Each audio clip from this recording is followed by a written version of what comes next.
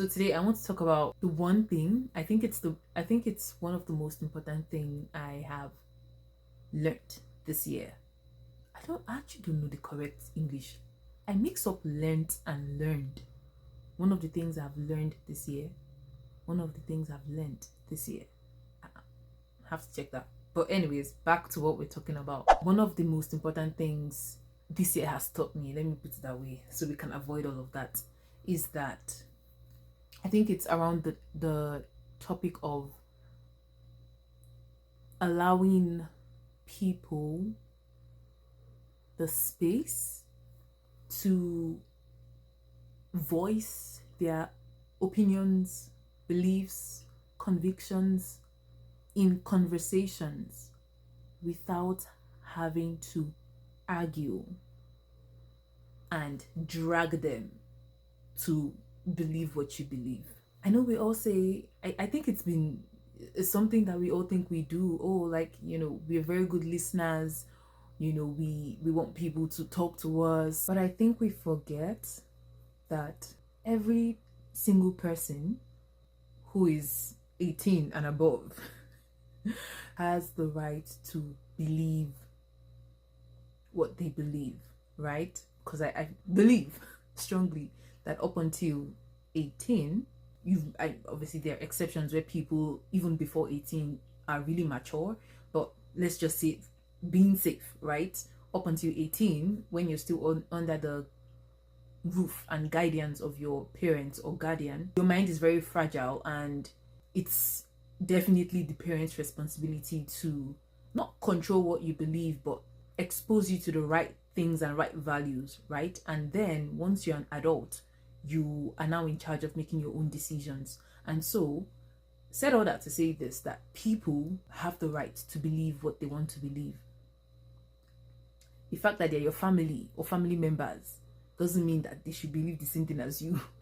And even though, you may think it's wrong what they believe, but like, who are you to actually think that what somebody believes is wrong? I said that because before you came to believe what you think is right, or before you came to believe whatever you believe, depending on whatever scenario or whatever it is, or whatever application to life that may be, or concept, you were given the chance to sit with that thought or sit with that concept or phenomenon or whatever it is, or that belief, right, or that opinion, and you gave yourself the chance to come to the point where you say, okay, this is what I believe about this thing. And what I'm saying is that you owe that to every human being. Because you believe it doesn't mean that you have to push it down their throats. Because you've come to see the light, let's just say, right, for you, in whatever area it is of life, it doesn't mean that every other person must now believe what you believe forcefully, right? You have to give them that chance to also come to that conclusion as well, in whatever area or whatever space it may be. Even the people who I mentioned who are under 18, even as you're teaching your child, right, the right values and all of that, they would have questions. Children are very, very, very curious, right? They would have questions. And so your job as a parent or as a guardian is to guide them to make their choices, right? Even as a parent, your job is not to force down what you believe into the throat of your kids, or even as a mentor, let me put it that way, or even as a coach or whatever, in whatever position that you occupy, where you have that authority, or not authority, but you have that role, you play that role in teaching or passing down information or building or shaping the minds of people. Your role is not to force it down their throat. You have to give them the chance to sit with it, sit with that decision, or sit with that thought, or whatever it is that you're teaching, and then let them come to the conclusion, looking at the evidence that you've presented and looking at the material or whatever it is that you've told them about, and then let them with their minds. That's why you have a mind, so that you can think for yourself, right? and you're not swallowing everything that Tom, Dick, and Harry is saying from anywhere, right? We digressed a little bit, and I began talking about parents and people who occupy like teaching roles and all of that. But generally, in our normal daily lives and conversations, when it's a conversation, I think that's one thing I am coming to realize, or one thing I'm just being conscious of. When you're talking to people, you're having conversations with them. Conversation is you talk, I listen to you, I try to understand you. I may not agree with what you're saying. It doesn't mean that I will now start shouting at you, or it doesn't mean that I will now start shouting, you are wrong, this, that, trying to impose my own opinions on you. Things don't have to get heated, right? That can happen, but you should know fundamentally that conversations, like when you're having conversations with people, is that you say something, you're telling me something, or we're conversing, and I'm trying to understand you. It's all about understanding. I'm trying to understand where you're coming from, looking at the evidence that you're presenting, or like your background, or like whatever it is. And then you're also doing the same to me. You're trying to understand me and understand why I think the way I think. So I think we miss out on the beauty of communication and having conversations, because we are trying to always, we're always defensive. We're trying to always pull people to believe what we believe. And we miss out on the beauty of communication and the beauty of conversation. The beauty of conversations, of having conversations with people, is that you're able to connect with another human being. And I think it's such a beautiful thing. That's such a beautiful thing that we have as humans, the fact that we're able to meet another human being, and it's like, okay, I just met you. This is what you believe. You may not agree with it. And without judgment, that's another key thing. Without judgment, especially with the African setting, there's a lot of judgments when you meet people and they don't believe what you believe, or they seem to be really different from you. The first thing is that you're judgmental, and you put a wall up, stuff like that. But that blocks you to accessing the mind of the other person, which is the whole point, I think, of conversations and communication, is that you are exposed to the minds of other people. Okay, I met this person's talking about this person said this concerning this, although I don't agree with it, looking at what I believe and what I have come to experience in my life, I don't agree with it, but this is who this person is, this is what they believe. So you give them the space to be human. You give them the space to teach you about themselves and what they believe. And the fact that they don't believe what you believe, it's now your responsibility as a person to say, okay, I've met this person. This is what this person has said. We had a conversation. I don't agree with certain things. I don't think we can work together, or I don't think, it depends on whatever relationship or setting that happens. Let's say you meet someone who, let's say you're trying to put the person on a friendship level, or you're trying to decide where this person would stand in your life. Okay, you met someone, you don't believe what they believe, or their fundamental core values don't align with yours. It's now your own personal responsibility to say, okay, although I've heard what this person has said, and it's not what I agree with, it's not something I think I can work with. Okay, I'm keeping this person at arm's length. This person is not going to be in my inner circle, right? This person is not, you now decide the level of access that you give that person to yourself, right?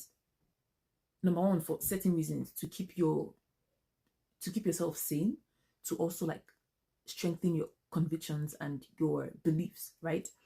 So that's your responsibility. Your responsibility is not dragging them to believe what you believe. So that's what makes me believe that we are missing out a lot on the beauty of conversations and communication with people, because we're always looking for how we're going to counter what they're saying. We're always looking for, even when you're having a normal conversation with somebody, is that you just want to get your point across. You don't even want to understand the person. Like, you don't want to understand where they're coming from, why they think this way. Okay, you don't want to understand how they've come to that belief. Curiosity. I think someone I know, always says this. My lecturer, my instructor, my professor, she says this. She's always like, curiosity is the key. You know, curiosity is the key. She actually relates this when we're talking about healthcare and stuff like that. But then it actually applies to real life. You have to come in curious. Curiosity is what leads you.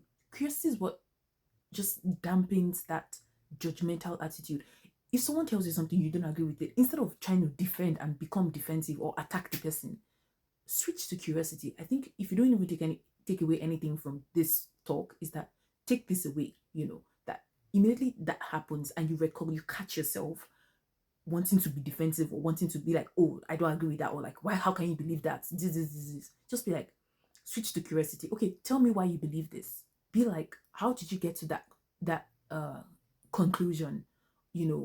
I want to understand what you are talking about. Can you help me understand you better? Things like that. Openness. I think that's, yes, being open-minded, right? And being open-minded doesn't mean that you're going to eventually believe what they believe, or like, no, it's that you're just giving people the space to be themselves. If you're someone who is always attacking and always wanting to drag people to believe what you believe, people will not like to talk to you. People will not like, because they know that, okay, once they start talking, you are judging them. You're going to be judgmental. You're going to be very defensive. So people will not enjoy conversations are meant to be enjoyed. When you meet someone else, and because that's the whole point. We are humans. We're all different. Imagine if every single person you meet in this world thinks the same way as you. Like, this earth would be really boring. This world, society, or whatever it is, would be really boring. So I think that's why I feel like conversations that's one of the beautiful things you can ever experience as a human being, is getting that opportunity to be able to see and experience the mind of another person. You can't buy that anywhere else, because people think differently. No two people think alike. So it's like, okay, this person thinks this way, this person thinks this way. It's amazing, it's beautiful, it's interesting. And I think we all know this saying, variety is the spice of life. We know it, we repeat it like water, but we never actually apply it. It's just something we say because it sounds really nice. It actually does sound really nice, but it's not something we actually apply in our daily lives, especially as Africans. This one, it looks like I'm sobbing us, but we're not okay with people having different opinions from us. I think that comes from, if you peel back the layers, if you actually peel it back, you will get to the inner core of the problem. It's actually, I think it comes from insecurity. I think insecurity is at the center. It's at the core of that behavior that we have as Africans. Because we don't think. The ability to sit and think about the things we believe, we don't, it's not something that we've been cultured or cultivated or taught to be able to do. And so most of the things we believe, if you sit down and think about it, they were passed down from other people, right or wrong. They were passed down from other people, right? They were passed down from generations, some of them in form of traditions. We call them tradition, right? I'm not saying all tradition I'm not attacking tradition, but I'm saying, most of the things we believe, or the normal average person believes, was passed down. It takes intentionality for you as a person to be able to sit with things and decide, okay, this is what they said, or this is what I've been believing. Why? Actually question yourself, right? Yes, it's why. You question yourself, why do I believe this thing? And moving from there, the next thing is that, aside from insecurity, is that, okay, I think we're scared of it. We're insecure about it because we know that, okay, it's going to take work. If I start questioning things I believe, right, it takes work to be able to now try to change if you come to the conclusion of that, if you can't find the reason why you believe what you believe, and it's scary. It's like, sitting down and coming to that realization, this thing I've believed my whole life, for what? For 20 years, for 40 years, for 60 years. How can you tell me that it's not true? How can you tell me that, I can't explain why I believe what I believe? Things like that. That fear keeps us from from even digging, from even opening the wound. We want to just pack it, the way it has been packed and passed down, the way the wound has been packed and passed down from generations. We just want to keep it like that and keep passing it. We don't want to touch anything. We don't want to question anything. We don't want to, in fact, we don't even want you to question us. We don't want anybody to poke that wound and open it so that we can really talk about why we've come to this conclusion that this is how things should be when it comes to certain things, or this is how things should be when it comes to certain phenomenons or concepts or certain areas of life. So I think it's fear. It's insecurity plus fear that drives that behavior. How does this tie down to the first point I made in the first video when I said, that's what I've learned this year, is that giving people the space to communicate their opinions without judgment and letting them arrive at what they believe and respecting it. Is because if you go through the work, if you go past the insecurity, past the fear, if you've ever done that work of sitting down with your thoughts and your beliefs and working through it, okay, this is what I have believed, okay, I'm questioning things, okay, I need to, okay, why did I believe this, look for evidence, go to research, things like that, whatever it is that you do to come to a conclusion, pray, meditate, whatever, watch YouTube videos, if you've gone through that process as a person, right, personally, you would then understand that it will be easier for you to understand that somebody else, in order for someone else to believe what they believe or to come to believe what you believe, they have to do that work too. And that, I think that helps you not be judgmental, or that helps you not be defensive when you meet someone and they believe something different from you, because you know the work it takes to arrive at a conclusion or to arrive at a belief, right? So you're not, when you're conversing with someone the next time, you're not dragging them, because you know that will not work. It will only make them just get very defensive.